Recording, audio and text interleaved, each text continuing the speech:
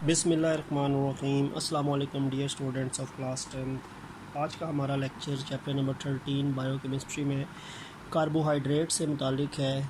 कल हमने मोनोसेक्राइड्स तक बात की थी, जो फ़र्स्ट क्लास है कार्बोहाइड्रेट्स की। आज हमने ओलिगोसेक्राइड्स और पॉलीसेक्राइड्स की बात करनी है।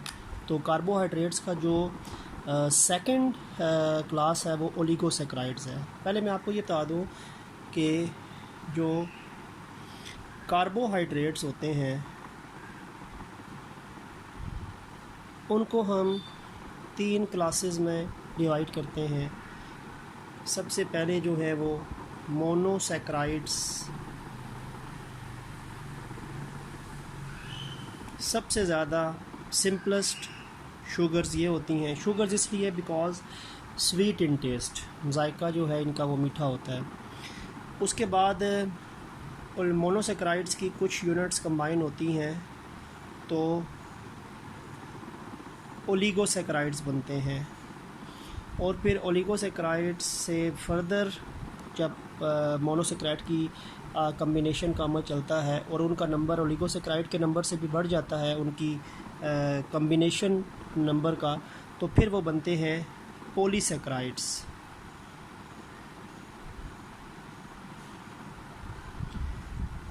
ठीक हो गया। कल हमने मोनोसेक्राइड को डिस्कस कर लिया था। आज का हमारा टॉपिक ओलिगोसेक्राइड्स और पॉलीसेक्राइड्स के मुतालिक है। ठीक हो गया। अगर मैं देखता हूँ ओलिगोसेक्राइड्स की बात करूँ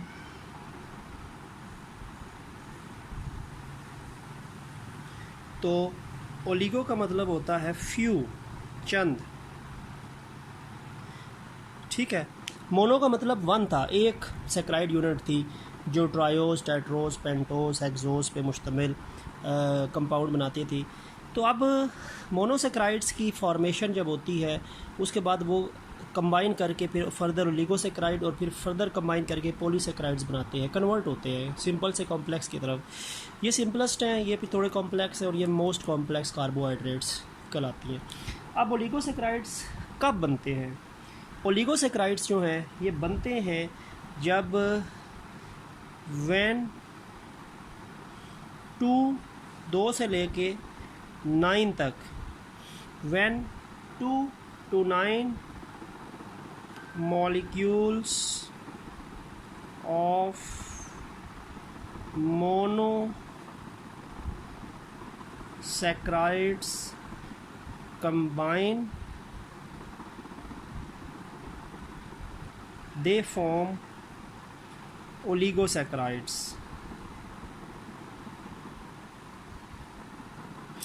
जब 2 से लेके मिनिमम 2 और मैक्सिमम 2 से लेके 9 मोनोसेक्राइड के मॉलिक्यूल्स जब कंबाइन होते हैं तो उनके नतीजे में बनने वाले जो कार्बोहाइड्रेट की क्लास है वो ओलिगोसेक्राइड्स कहलाती है। ठीक है। ओलिगो वही 2 से लेके 9, ये फ्यू है ना, बहुत ज़्यादा तो नहीं है ना, 100,000 की बात तो नहीं हो रही। तो when 2 to 9 monosaccharides combine, they will give rise to a new class of carbohydrates known as oligosaccharides। और ये ओलिगोसेक्राइड फिर जब ब्रेक होंगे तो सारी बात है ये फिर 2 से लेकर 9 मोनोसेक्राइड सब यूनिट्स में स्प्लिट भी हो जाते हैं। ठीक है। अब देखें 2 वाला भी मोनोसेक्राइड है, 9 वाला भी मोनोसेक्राइड है, तो फिर उसमें ओलिगोसेक्राइड्स के आगे फर्दर डिवीजन है। ओलिगोसेक्राइड्स के अंदर फिर डाइसेक्राइड भी होता है। डाइसेक्राइड कौन सा होगा? जिसमें 2 मोनोसेक्राइड्स मिले होंगे। 2 मोनोसेक्राइड, क्योंकि देखो 2 वाला भी ओलिगोसेक्राइड है, 3 वाला भी, 4 वाला भी, 9 तक मोनोसेक्राइड्स हैं। तो जो ऐसा डाइसेक्राइड यानी ऐसा ओलिगोसेक्राइड जो 2 मोनोसेक्राइड से मिलके बनता है उसको हम डाइसेक्राइड बोलते हैं। ठीक है। और जो 3 मोनोसेक्राइड से मिलके बनेगा, 3M, M मीन मोनोसेक्राइड, जो 3 मोनोसेक्राइड से मिलके बनेगा उसको हम कहेंगे ट्राइसेक्राइड। ठीक है। इसी तरह फिर आगे जो 4 मोनोसेक्राइड से मिलके बनेगा वो टेट्रासेक्राइड, जो 4 मोनोसेक्राइड से मिलके बनेगा। तो मोनोसेक्राइड्स का कंबाइन हो के 2 से लेके 9 तक मोनोसेक्राइड्स की कम्बिनेशन इफेक्ट जो है वो ओलिगोसेक्राइड को इस्टेब्लिश करता है। और ऐसा ओलिगोसेक्राइड जो 2 मोनोसेक्राइड से मिलकर बना है वो डाइसेक्राइड है, 3 वाला ट्राइसेक्राइड, 4 वाला टेट्रासेक्राइड, पेंटासेक्राइड, इस तरह ये चलता रहेगा। ठीक हो गया। टेट्रासेक्राइड, पेंटासेक्राइड, वो नंबर ऑफ मोनोसेक्राइड्स कितने मिलते हैं तो ओलिगोसेक्राइड बनता है, वो फिर इसकी डिवीजन्स हैं। जिस तरह मोनोसेक्राइड्स के अंदर ट्रायोस, टेट्रोस, पेंटोस, हेक्सोस था, इसी तरह ओलिगोसेक्राइड्स के अंदर फिर डाइसेक्राइड्स, ट्राइसेक्राइड्स, टेट्रासेक्राइड्स, पेंटासेक्राइड, हेक्सासेक्राइड, हेप्टासेक्राइड, इस टाइप्स की फिर फर्दर यूनिट्स हैं और वो डिपेंड करती हैं कि how many number of monosaccharide molecules are actually present in oligosaccharides. ठीक है, एक तो ये बात हो गई है। अच्छा, अब मोनोसेक्राइड्स जब कंबाइन करते हैं तो फिर कौन कौन सी क्या सिचुएशन होती है, क्यों मोनोसेक्राइड्स मिलेंगे, और वो उसमें बेसिकली बॉन्ड कौन सा होता है, और उनमें उनकी फॉर्मेशन से दोनों मॉलिक्यूल्स में मोनोसेक्राइड्स में क्या चेंज आता है। देखें, ये मैं आपको बता दूं कि ये मैंने एक मोनोसेक्राइड M लिख दिया, ठीक है, ये दूसरा मोनोसेक्राइड दूसरा M लिख दिया। अब इसने मिल के एक डाइसेक्राइड बनाना है। अब इनके मिलने का अमल क्या होता है, देखो ये एक मोनोसेक्राइड के अंदर मैंने हाइड्रोजन एटम शो किया है, ये दूसरे मोनोसेक्राइड में मैंने हाइड्रोक्सल ग्रुप शो किया, OH ग्रुप शो किया है। जब दो मोनोसेक्राइड कंबाइन करते हैं, प्लस मैंने डाल दिया है, तो उस टाइम क्या होता है, एक मोनोसेक्राइड में से हाइड्रोजन रिलीज़ होता है और दूसरे मोनोसेक्राइड में से हाइड्रोक्सल रिलीज़ होता है। इसका ये वाला बॉन्ड OH वाला ख़त्म हो जाएगा, इसका H वाला ख़त्म हो जाएगा, तो इनको फिर आपस में नया बॉन्ड बनाना पड़ेगा, they will form a new bond.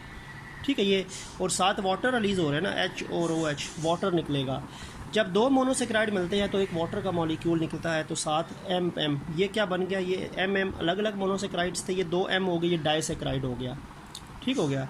इसी तरह अगर मैं आप 3 मोनोसेक्राइड लिखता हूँ, ट्राइसेक्राइड बना के अगर आपको दिखाऊँ, तो ज़ाहिर बात है इसका H है, इसका OH होगा, इसी तरह इसका H है, इसका OH होगा।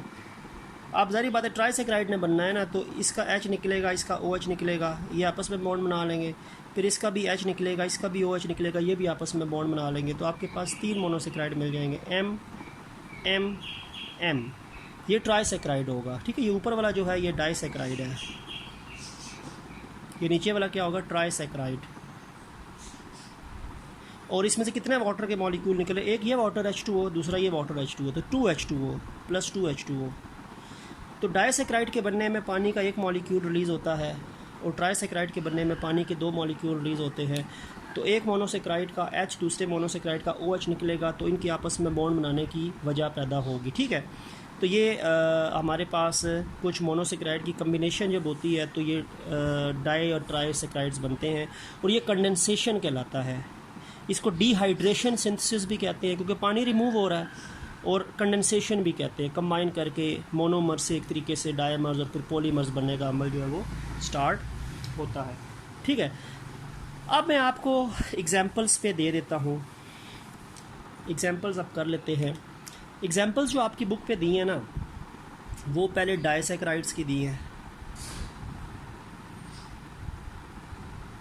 और फिर एक आध एग्जांपल जो है वो ट्राइसेक्राइड की दी है। डाइसेक्राइड जिसमें 2 मोनोसेक्राइड थे। ठीक है, अच्छा, अब कौन कौन से मोनोसेक्राइड्स, जैसे मैं आपको एक डाइसेक्राइड लिखता हूँ जो 2 मोनोसेक्राइड से मिलके बनते हैं। एक है जी, चलो मोनोसेक्राइड्स पहले मैं मिला रहा हूँ।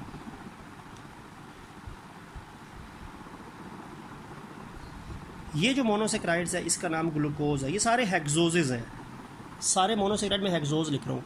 ये ग्लूकोज है, ठीक हो गया बेटा, और ये फ्रक्टोज है। ये मिलेगा तो एक डाइसेक्राइड बनेगा C12H22O11, ये बनेगा, इसका नाम होता है सुक्रोज। ये डाइसेक्राइड है, और प्लस इसके मिलने में वाटर का मॉलिक्यूल भी तो निकलता है ना, 2 मोनोसेक्राइड मिलते हैं तो पानी का मॉलिक्यूल रिलीज़ होता है, इसीलिए 6 और 6 12, ये तो ठीक है, 12 12 24 होने चाहिए, तो ये 22 हैं, 2 हाइड्रोजन निकले हैं वाटर में, और 6 और 6 12 होने चाहिए, ये 11 हैं, तो वाटर में O ऑक्सीजन भी होता है। तो डाइसेक्राइड जो होता है उसमें से एक वाटर का मॉलिक्यूल निकलता है 2 मोनोसेक्राइड में से, तो उसके फार्मूले में 2 H और 1 O कम होता है। ठीक है, तो 2 मोनोसेक्राइड्स ग्लूकोज और फ्रक्टोज मिले हैं, तो सुक्रोज एक डाइसेक्राइड बना है। इसी तरह एक और है C6H12O6, हेक्सोजेज ही मैं लिख रहा हूँ, ये ग्लूकोज है, और दूसरा भी अगर ग्लूकोज है तो ये भी डाइसेक्राइड ही बनेगा ना, 2 मोनोसेक्राइड्स हैं, C12H22O11। और वाटर का मॉलिक्यूल तो रिलीज़ होगा ही होगा दो मोनोसेक्राइड के अंदर से। अब ये भी डाइसेक्राइड है, लेकिन इसका नाम सुक्रोज़ नहीं है। सुक्रोज़ में ग्लूकोज और फ्रक्टोज़ होते हैं। अब ये जो आपके पास बना है ना, इसका नाम होता है माल्टोज़। माल्टोज़, ठीक है। ये दूसरी एग्जांपल होगी डाइसेक्राइड की।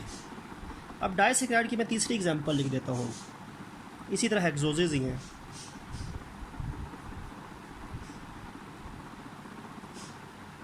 अब एक ग्लूकोज है, ठीक है बेटा, और एक जो है वो गैलेक्टोज है। गैलेक्टोज भी हेक्सोज मोनोसेक्राइड है। इससे भी बनेगा डाइसेक्राइड ही, C12H22O11, C12H22O11। और पानी का मॉलिक्यूल निकलेगा ना, इसीलिए तो हाइड्रोजन में दो, डाइसेक्राइड में 2 H और 1 O कम होता है। अब ये भी डाइसेक्राइड है। अच्छा, ये डाइसेक्राइड था, इसका नाम सुक्रोज था। ये डाइसेक्राइड है, इसका नाम माल्टोज है। अब ये भी डाइसेक्राइड है बेटा, लेकिन इसका नाम क्या है बेटा? इसका नाम है लैक्टोज। लैक्टोज,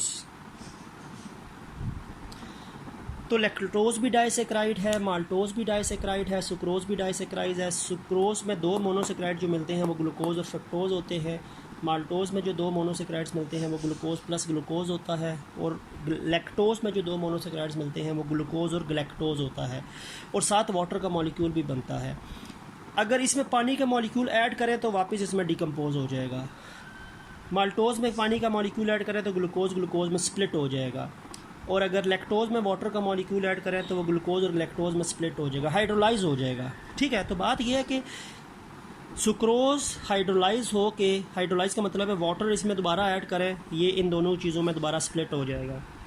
और अगर माल्टोज में वाटर का मॉलिक्यूल दोबारा ऐड करें तो वो ग्लूकोज ग्लूकोज में स्प्लिट हो जाएगा, हाइड्रोलाइज हो जाएगा। ठीक है, लैक्टोज में पानी शामिल करें तो वो ग्लूकोज और लैक्टोज में स्प्लिट हो जाएगा, ये डिवाइड हो जाएगा। इसी तरह एक डाइसेक्राइड जब ब्रेक होगा तो 2 मोनोसेक्राइड में ब्रेक होगा, और अगर ट्राइसेक्राइड ब्रेक होगा तो वो 3 मोनोसेक्राइड्स में होगा। उसमें से जो चीज़ निकली है, वाटर निकला है, वो वाटर दोबारा ऐड करना पड़ेगा।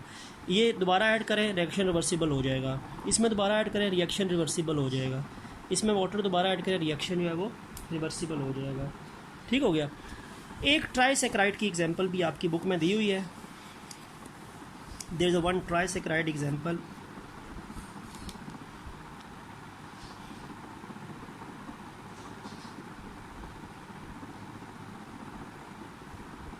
रैफिनोज। डाइसेक्राइड की 3 एग्जांपल्स थी, sucrose, maltose, lactose.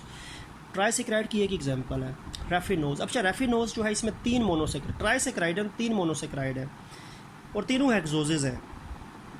C6H12O6, C6H12O6 monosaccharide hexose and C6H12O6। अच्छा, ये हैं कौन कौन से? एक बेटा ग्लूकोज है, एक जो है वो फ्रक्टोज है, ठीक हो गया, और थर्ड जो है वो क्या है? Third one is galactose. Glucose, fructose और गैलेक्टोज, ये 3 मिलते हैं, ये 3 मोनोसेक्राइड्स हैं। ये 3 मोनोसेक्राइड्स कंबाइन किए, 2 मोनोसेक्राइड में से पानी का 1 मॉलिक्यूल निकलता है। 3 मोनोसेक्राइड मिलेंगे तो पानी के 2 मॉलिक्यूल रिलीज़ होंगे। ठीक है, यानी डाइसेक्राइड में वाटर का 1 मॉलिक्यूल रिलीज़ होता है डाइसेक्राइड के बनने में, ट्राइसेक्राइड के बनने में वाटर के 2 मॉलिक्यूल रिलीज़ होते हैं। ठीक है। अच्छा, पीछे देखें क्या है, CHO तो बनेगा ना, 6 6 12 6 18, कार्बन तो कम नहीं हो रहा ना, 12 12 24 12 36, 36 होने चाहिए, लेकिन 2 × 4 हाइड्रोजन निकल गए। तो अगर आप 36 में से 4 निकालें तो क्या होता है? 32। 6 6 6 6 3 18, ठीक है, 6 × 3 18, 6 3 18। तो अब 18 है, लेकिन ऑक्सीजन भी 2 निकल गए ना, वाटर के अंदर 2 ऑक्सीजन है, तो 18 में से 2 निकालें तो क्या होगा? 16। ये आपके पास रैफिनोज है। This is raffinose which is a trisaccharide. और रैफिनोज के अंदर अगर 2 पानी के मॉलिक्यूल ऐड करेंगे तो ये दोबारा स्प्लिट हो जाएगा अपने अपने मोनोसेक्राइड्स में। तो इनके बनने में वाटर का मॉलिक्यूल रिलीज़ होता है, इनको वाटर दोबारा दिया जाए, इनको हाइड्रोलाइज किया जाए तो ये अपने रिस्पेक्टिव मोनोसेक्राइड में स्प्लिट हो जाते हैं। ठीक है, तो ये हमारा टॉपिक जो है वो ट्राइसेक्राइड्स के मुतालिक है। और डाइसेक्राइड्स ये बेसिकली ओलिगोसेक्राइड्स हैं।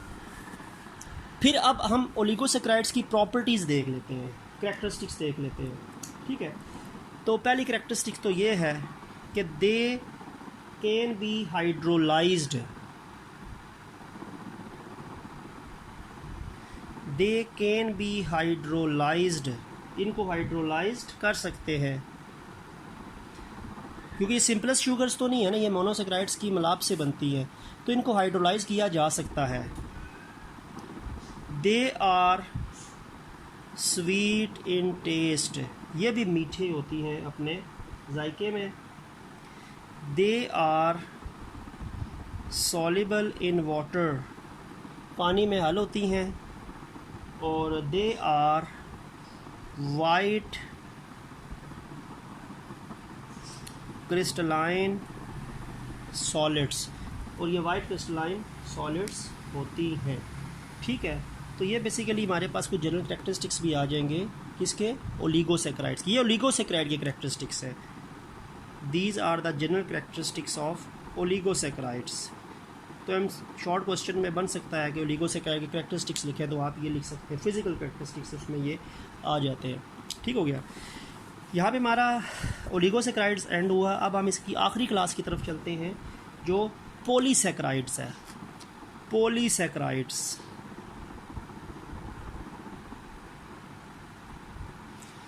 सबसे कॉम्प्लेक्स, मोस्ट कॉम्प्लेक्स कार्बोहाइड्रेट्स, और पोली का मतलब मैनी होता है।